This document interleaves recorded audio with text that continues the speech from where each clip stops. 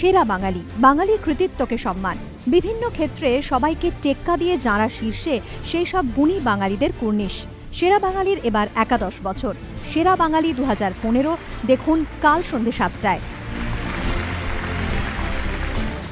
ক্রীড়াক্ষেত্রে অনন্য অবদানের জন্য এর আগে কৃতি বাঙালিদের সম্মান জানাতে পেরে আমরা সম্মানিত বোধ করেছি।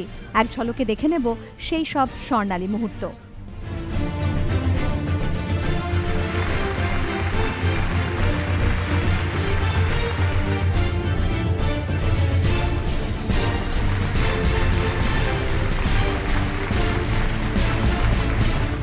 দুটো জিনিস তোমার ফেভারিট, বিরিয়ানি আর শাহরুখ খানের ফিল্ম।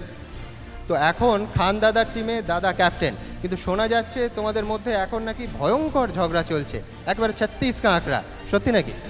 না, সত্যি না। এর পরের বার যদি বুকানারকে সরিয়ে গ্রেগ চ্যাপেলকে শাহরুখ খান কোচ করেন? শাহরুখ খান টিমের মালিক, যাকে ইচ্ছে কোচ করতে পারে।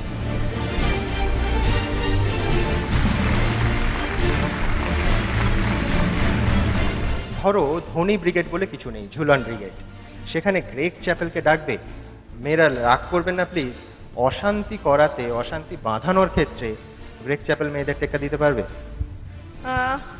খুব টাফ কোশ্চেন, কারণ হলো অ্যাকচুয়ালি আমরা চাইবো আমাদের ভারতীয় কেউ আসুক, যাতে অশান্তি না হয় আর সুস্থ পরিবেশটাকে আমরা মেনটেন করতে পারি।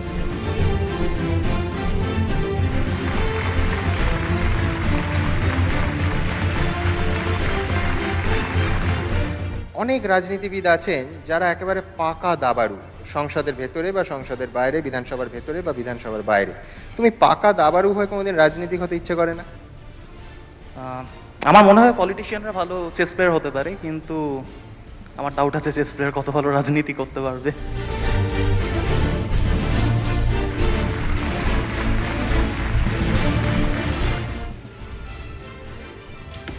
অসাধারণ, অর্জুনের লক্ষ্যভেদ, আর কি বলা যায় এতে?